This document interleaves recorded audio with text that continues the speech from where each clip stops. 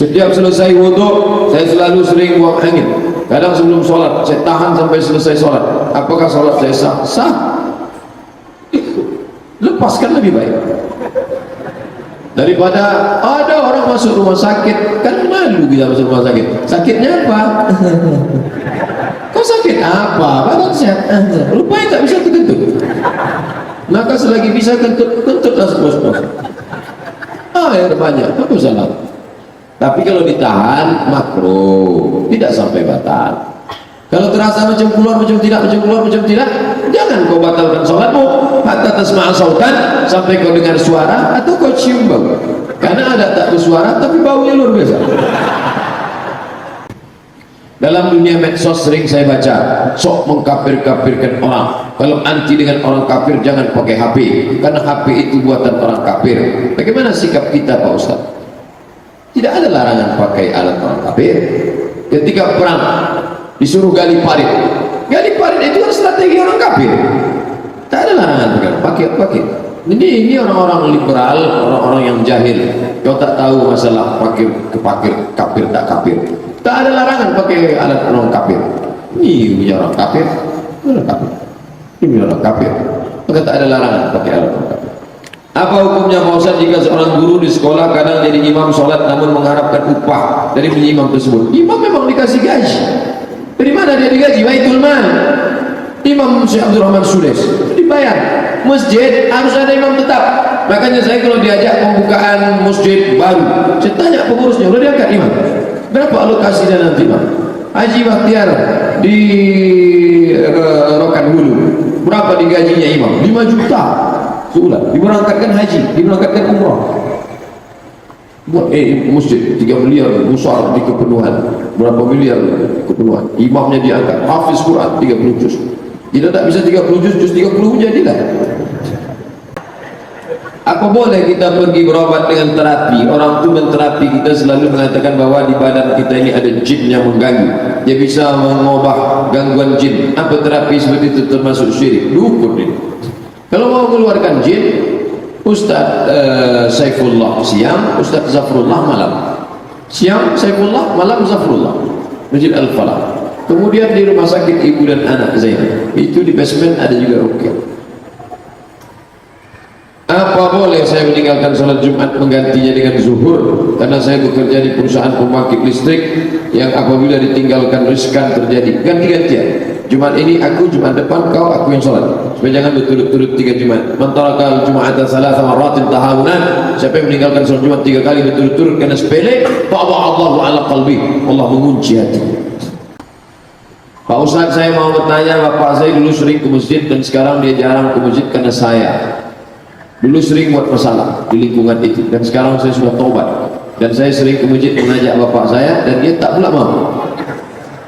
Dulu bapak saya rajin ke masjid, tapi karena saya bandel dia malu ke masjid. Sekarang saya ke masjid dia pula bandel. Gimana lebih Pak Ustaz? Mungkin dia membalas ini sekarang. Mesti akan balas. Nampaknya kalian satu sama nih antara Messi dengan Ronaldinho nampaknya. Maka jangan sampai antum kalah sama bapak antum. Antum harus ajak dia. Ya, aku tahu aku salah selama ini. Ayah malu karena aku perbuatan aku. Dan sekarang aku tak pula ingin aku malu karena ayah tak ke masjid. Ayo ke masjid lagi. Kita tengok malaikat maut dah ngintai-ngintai ayah dia. Gimana caranya supaya bapak saya ke masjid lagi Pak Ustaz? Dengarkan dia MP3, belikan dia baju koko, senangkan hatinya. Ya, bagus nih baju ni lah. Orang tua tu balik dia macam mana anak. Orang tua tu balik macam mana anak, dirayu-rayu, diajak-ajak, disenangkan hatinya. Bagaimana menyikapi mertua yang bertindak gak adil terhadap menantu, membedakan menantu? Terus apakah sama antara mertua dan orang tua sendiri pada kedudukan baktinya? Sama lah. Dia kasih anak dia ke kita itu kan karena dia anggap kita anak dia. Anak yang dikandungnya 9 bulan 10 hari, disusunya 2 tahun lamanya, dia lahir meregang nyawa, dikasihnya anaknya ke kita. Sedangkan ikan mas koki aja kita minta belum tentu dia kasih. Kenapa dikasihnya ke kita? Karena dia ikhlaskan Allah Ta'ala. Dan kita pula masih mahar, bukan mahal-mahal. Waktu nikahi dia dengan sebentuk cincin emas yang beratnya 3,5 ons. Itu iyalah. Ini dah dengan seperangkat alat sholat dan kitab suci Al-Quran. mau dia melepas, maka kita bakti sama dia. Tapi mertua saya ini Pak Ustaz, menantu yang pertama disambutnya karena datang naik Alphard, menantu kedua dimuliakannya karena datang naik Innova, kami naik Kap 70 dikuncinya pintu. Sabar, sabar. Jadi ini yang bercerita ini tetangga rumah kami dulu adalah menantu susah. Menantu susah nikah sama anak perempuan kaya. Tiba-tiba benci betul mertuanya. Sama mau repot segala macam. Akhirnya dia pun izin sama istrinya, istriku izinkan aku pergi, aku mau bercocok tanam ke pulau sana. Dia pun pergilah ke pulau itu, ditanamnya pisang, ditanamnya ubi, ditanamnya nanas. Akhirnya dia menjadi petani sukses. Dibelinya lah, saking kayanya dia punya perahu, punya bahtera. Lalu dibelinya keris kepala burung bayang. Dulu orang Melayu kebanggaan kalau punya keris kepalanya burung bayang. Coba ketik keris kepala burung bayang keluar. Emas, dari emas, saking kayanya. Akhirnya dia pun datanglah ke rumah mertuanya. Oh, mertuanya menyambut, menantuku yang lama ku nantikan. Akhirnya dia pun datang ke rumah, disuguhkanlah, dijamulah makanan.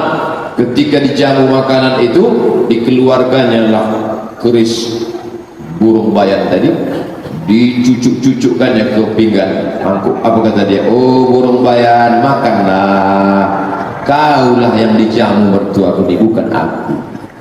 Jadi kau yang susah sekarang, berusahalah. Nanti kalau sudah kaya, bawa keris burung bayang. Insya Allah. Kalau tak ada berada, tak akan tempuh bersama mereka. Sayang ibu sepanjang jalan, kasih ayah di simpang jalan, kasih saudara ada berada. Ada dia, ada kita, baru sedang berkawan. Ada kita, ada dia, baru sedang bersaudara. Tapi di Pekanbaru ini ada saudara-saudara pasukan inti itu ada. Saat kita susah, sodiku kaman abakaka, saudaramu itu adalah yang sama-sama kawan menangis. Laman adhaka, bukan yang sawat kawan ketawa. Kawan ketawa banyak, kawan menangis. Berapa banyak kawan ketawa? Tuh yang di FB itu kawan ketawa semua tuh. 5.000 kawan di FB. Waktu susah minjam duit, ada mau? Kau kan kawan FB ku, minjamlah. Jangan-jangan nih akun palsu nih gitu. Oleh sebab itu pepatah-pepatah ini tetap eksis sampai sekarang. Apakah seorang bendahara masjid boleh menggunakan uang kas masjid untuk keperluan pribadinya? Ini nyindir saya nampaknya. Saya ini ketua masjid nih. Biar kemudian ini saya ketua masjid. Masjid Ibadur Rahman, Jalan Sukakarya. Mau tahu ketuanya? Ini deh. Ustaz Somad, boleh kami pakai duit masjid ini untuk keperluan ini? Tak boleh. Tak boleh pakai. Kenapa Ustaz? Emangnya punya Ustaz nih? Bukan punya aku. Ini punya umat. Tapi nanti kalau ada salah kesalahan, aku yang akan dituntut di hadapan Allah. Kalau kalian masih senang aku jadi ketua, ikut aturan. Tapi kalau kalian mau ganti, buat kudeta tak berdarah, buat mubes secepat-cepat, ganti. Belum diganti juga sampai sekarang. Apabila masjid sangat membutuhkan karpet, padahal uang kas masjid banyak, tapi pengurus ini mengharapkan bantuan dari jamaah untuk membeli, dan uang kas tersebut lebih banyak disimpan di bank, apa hukumnya? Wa amaruhum syura bainahum, musyawarah antara pengurus, nenek mama, tokoh masyarakat, jamaah. Ini bagaimana nih karpet-karpet kita nih?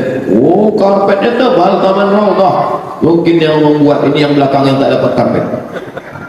Belikanlah karpet Pak Ustaz. Masa diumumkan tiap Jumat, masjid kita alhamdulillah ada 200 juta.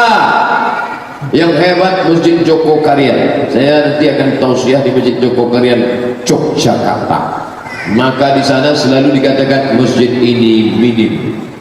Setiap Jumat masjid ini minim. Kenapa? Karena masjid memang tempat orang berinfak, berzakat, bersedekah. Dulu tak ada pengurus masjid. Dulu masjid itu dibiayai full oleh Baitul Mal. Bait rumah, mal harta. Nabi membuat baitul mal, isi baitul mal itu zakat, wakaf, infak, sedekah, wasiat. Maka di situ semua. Itulah untuk operasional masjid, itulah untuk imam, itulah untuk khatib, itulah untuk dakwah, itulah untuk semuanya. Nah, dulu begitu, tak ada pengurus-pengurus karena langsung oleh negara. Mesir pun juga begitu. Mesir masjid-masjid itu imamnya PNS. Maroko diangkat imam pengurus dalam setahun 150 karena itu ditanggung oleh negara. Ustaz, apa hukumnya jual beli walet? Apakah air liur walet itu najis? Ini yang menjadi masalah. Datanglah kucing menjilat air minum. Ini air, datang kucing menjilat. Apakah air ini berubah menjadi najis? Tidak. Air tidak menjadi najis. Itulah dalil air liur kucing tidak najis. Tapi jangan ditampung air liur kucing minum. Oke, dua. Nabi sedang kasih tazkirah, ceramah, tausiah. Tiba-tiba datang unta menjilat. Unta itu berbuih mulutnya, dijilatnya. Basah. Ketika Nabi mau sholat, dipakainya baju bekas jilat. Itu dalil air liur binatang tak najis, kecuali air liur anjing Bali. Dalilnya, idza walagal kalbu fi ina'i ahadikum, kalau anjing menjilat bejana, akhriquhu, tumpahkan semua, siram pakai air 7 kali, salah satunya campur dengan air tanah, sikat, karena najis. Nah, air liur walet mau dikiaskan ke kucing atau dikiaskan ke onta, maka air liur walet tidak najis. Kenapa ada ustaz yang ceramah katanya air liur walet najis? Air liur walet jadi najis karena bercampur dengan ciri walet. Karena sampai sekarang belum ada walet yang punya WC umum. Belum ada walet tulis sarang walet, WC wanita, WC pria. Ini tempat air liur, iko tampek ciri. Tak ada. Itulah yang menyebabkan dia menjadi najis. Saya kasih tahu prosesnya menjadi najis. Namanya mutanajjis. Ini suci, tahir. Ini najis, kotor. Tapi yang suci ini bisa berubah menjadi najis. Kenapa? Mutanajjis. Apakah mu'alaf yang masuk Islam itu merupakan takdir Allah atau karena usaha dia sendiri? Wa nafsin wa ma sawwaha, demi jiwa dan penciptaannya, fa'alhamaha fujuraha wa taqwaha. Allah beri jalan fujur dan jalan takwa. Mu'alaf disimpang jalan. Kalau aku masuk Islam, nanti bapakku putuskan subsidi, nanti biniku minta cerai, nanti bisnis-bisnis hilang. Kalau aku tetap di sini, aku masuk neraka. Berpikir, qad aflaha man zakkaha, beruntung orang yang mensucikannya. Wa qad khaba man dassaha, merugi orang yang mengotorinya. Akhirnya dia pun azab, aku bersyahadat asyhadu an la ilaha illallah asyhadu anna rasulullah. Akhirnya mobil plat merah ditarik, akhirnya Jabarat datang dektor ditarik, diusir dari rumah dinas. Tetap enjoy. Siapa dia? Ustadz Dr. Yahya Waluyo. Ditiupkan rahim masuk ke dalam perut orang Batak, Tapan Lintara. Lalu kemudian lahir dengan nama yang bisa dibaca dari kanan, bisa dibaca dari kiri, Nababan. Tapi kemudian dia berpikir, aku mau kemana? Dan dia berpikir, kalau ku pilih jalan ini, gini, pilih jalan ini, gini. Maka dia bersyahadat masuk Islam, menjadi Ustadz Nabawan. Selalu saya sampaikan di ceramah begini, ditiupkan dalam perut Tapan Lintara. Pas kemarin ke Jakarta, Bintaro, pas sarapan pagi datang dia, aku Nabawan. Ini yang selama ini diceramahkan di rupanya. Nampaknya mau marah dia nih, rupanya mau selfie.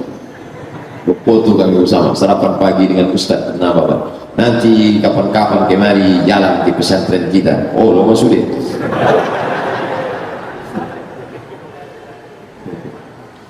Pak Ustadz, orang tua saya meninggal 5 bulan yang lalu. Innalillahi wa inna ilaihi raji'un. Dari pihak keluarga bermimpi bahwasanya dalam mimpi orang tua saya berpakaian cantik bagus, namun bedanya bau busuk. Apa maksud mimpi ini Pak Ustaz? Saya tak pandai maknanya. Pokoknya baca Quran, hadiahkan kepada dia.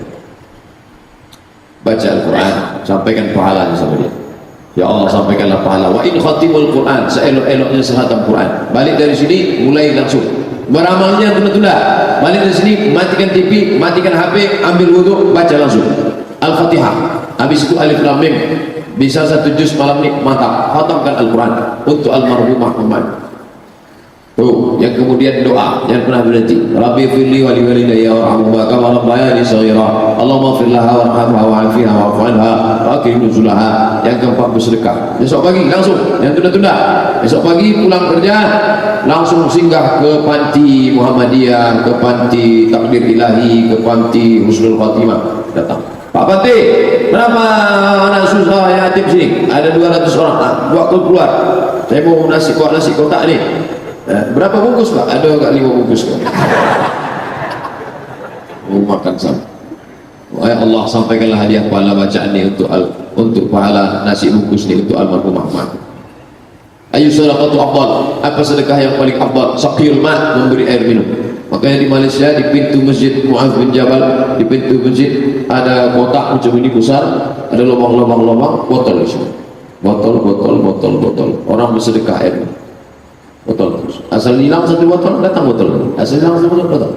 Nah, begitu di Malaysia. Tempat kita sama tempat-tempat hilang.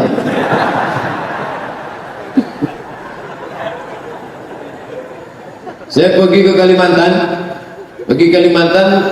tausiah di Banjarmasin. Habis itu kami pun ke rumah Pak Zairullah Azhar. Di depan rumahnya itu dibuatnya freezer, air kulkas tapi tak sampai beku, dingin saja. Dikasihnya gelas, siapa saja yang ngambil langsung. Gelasnya tak hilang karena dikasih rantai besi. Besar gembok-gemboknya situ. Jangan-jangan ada security khusus jaga. Ini bagus kita bersedekah. Kamu udah ada sedekah air minum? Tak ada Pak Ustaz. Sedekah freezer? Tak juga ada. Apa yang kau sedekahkan? 5 sumur bor aku bangun. Mantap. Buatkan sumur bor. Tak berhenti.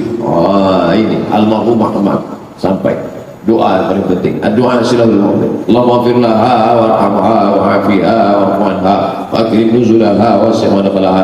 Ada pun mimpi-mimpi ini ada 3 kemungkinan. Bisa jadi Allah SWT ilham, bisa dari syaitan menakut-nakuti. Yang ketiga proses berpikir yang tak selesai. Pikir tak selesai, terbawa di waktu malam. Adrasu akhlak. Makanya bapak jangan mikir macam-macam. Nanti takutnya itu bawa waktu malam. Gitu. Apa bang kata dia? Ingin macam Ustaz Arifin ilham. Disiapkannya wah maksud. Saya pikirkan itu. Karena dia bisa terbawa di waktu malam. Pak Ustaz, di kampung kami ada orang sakit tapi berobat minta bantuan jin. Buka surah Al-Jin juz 29. Ya'udzuuna birijalin minal jin. Mereka minta bantuan jin fazaduhum rahaqa. Mereka makin jauh dari Allah. Jangan berkawan sama jin. Yang dulu datuknya pernah berkawan jin, batuknya mati, datang jinnya ke ayahnya. Ayahnya sekarang sudah mati, datang jin itu ke dia. Dia pula anak pertama. Hai Abdul Somad, aku mau berkawan sama kau. Langsung saya jawab, aku tak perlu berkawan sama kau karena friendku di fanpage sudah ada 400.000 orang. Bagaimana caranya menasihati adik perempuan supaya mau pakai jilbab? Panggil dia, come here, sini, aku ni abangmu. Kalau kau tak pakai jilbab, selangkah lagi aku masuk surga, kau nanti akan menarik aku masuk neraka. La yadkhulul jannata dayyus, tak masuk surga dayyus, orang yang tak ada cemburu kepada adik perempuannya. Pakai jilbab. Saya tak sanggup keras begitu Pak Ustaz. Pakai jilbab. Ustaz tu pandai ceramah aja tu. Adik perempuannya tak pakai jilbab. Adik saya laki-laki 1 orang. Bagaimana jika kita berdoa agar teman kita yang non-muslim agar dapat diberi hidayah? Itulah doa Nabi. Allahumma hadi qaumi fa innahum la ya'lamun. Berikan dia hidayah ya Allah, karena dia ini tak tahu. besok belikan dia buku. Ini ada yang untuk kamu ya bro. Buku apa nih? Orang-orang kumpulan biografi mu'alaf. Kenapa mereka masuk Islam? Mana ada tuh buku mu'alaf masuk Islam? Dokter masuk Islam. Kenapa ini masuk Islam? Ada yang masuk Islam karena mendengar azan. Ada yang masuk Islam. Dibaca. Doa terus. Bagaimana pendapat Ustaz tentang Ustaz yang diundang ceramah oleh bank konvensional padahal bank merupakan riba? Saya selalu diundang bank konvensional. Terus duitnya tak saya makan. Dikasihnya duit banyak-banyak, saya simpan, saya bagikan ke fakir miskin. Kapan dibebaskannya budak namanya Thuwaibah, ibu susu Nabi Muhammad SAW. Saya nak nanya nih, apa hukum bekerja di perusahaan perkebunan kelapa sawit milik swasta asing sebagai staf? Boleh, tapi dia orang asing tak Islam, no problem. Mana dalilnya? Nabi membolehkan Ali bin Abi Thalib mengambil upah menimba air di rumah orang Yahudi. Susah, makan tak ada. Ali mengambil upah menimba air sumur orang Yahudi. Boleh, selama tak ada kaitan. Tapi kalau agamamu ditekannya, kau tak boleh sholat Jumat tak boleh, jangan, rusak iman. Habis itu ada pertanyaan lagi nih Ustaz. Tak apa-apa. Apa yang harus saya lakukan jika perusahaan tersebut bersengketa dengan masyarakat setempat? Apakah saya harus membela tempat perusahaan? Hindari sengketa. Apalagi di tempat-tempat tanah wilayah, tanah masyarakat. Nanti bersengketa, dia pakai pengacara, datang masyarakat mengobrak-abrik, membakar, kau dua-dua tak dapat, gaji tak dapat, nyawa melayang. Cari tempat yang selamat.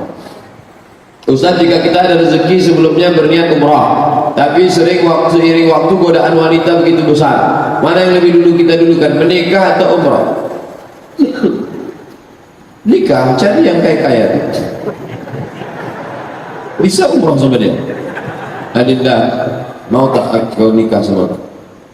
Dulu kawan saya macam-macam motivasi dia mendekati perempuan. Mak, aku mendekati ini. Kenapa? Cincinnya 3. Ini nampaknya kalau nikah sama awak senang kita ini. Iyakunu fuqara, kalau kau nikah fakir, maka Allah akan. Iyakunu fuqara, kalau kau fakir, maka Allah akan mengkayakan engkau. Tapi di dua-duanya kan wajib. Menunaikan nazar wajib, menikah juga wajib. Wajib. Mana yang boleh tarafi? Kau tahan hawa nafsu, kau tidak termasuk laki-laki yang 300 tenaga kuda. Masih bisa kau tahan, maka kau segerakan umrah. Ini tak bisa Pak Ustaz. Asal nampak saya error Ustaz. Jangankan nampak perempuan Pak Ustaz. Pernah saya menelpon Pak Ustaz. Halo, pulsa Anda tinggal 3.000 lagi. Benar, susah dengar dia Pak Ustaz. Coba nikah. Coba nikah. Daripada memanjat tiang listrik.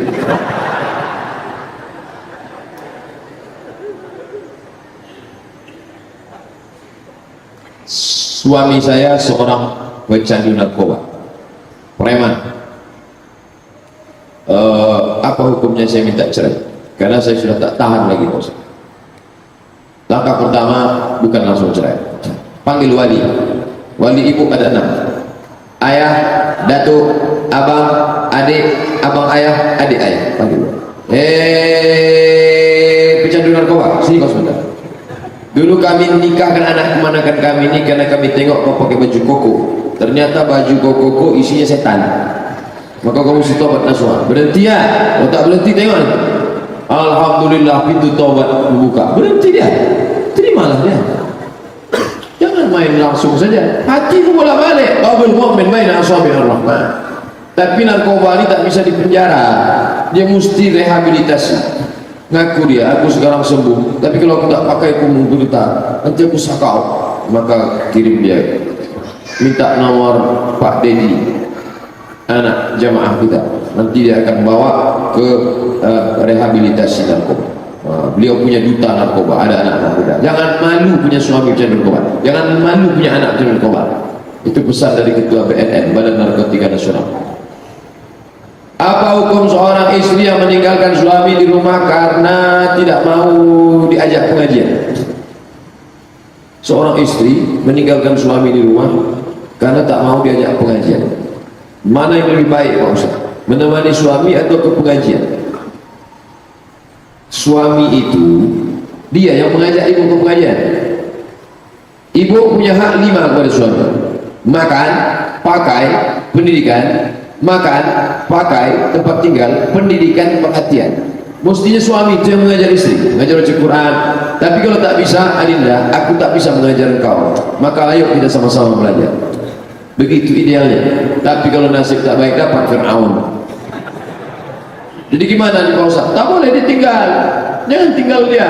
Maka musyawarahkan, kumpul sama wali-wali. Wali-wali, perempuan punya wali. Ibu walaupun sudah punya anak, walaupun janda, tetap punya wali. Jangan tinggal merasa wali itu punya bukan cuma nikah saja, pakaian kita, makan kita itu wali.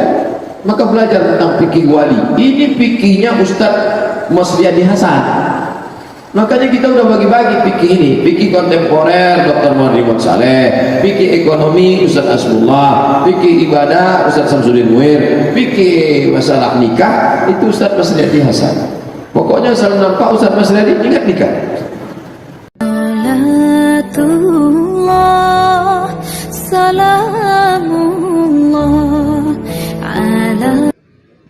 Assalamualaikum warahmatullahi wabarakatuh.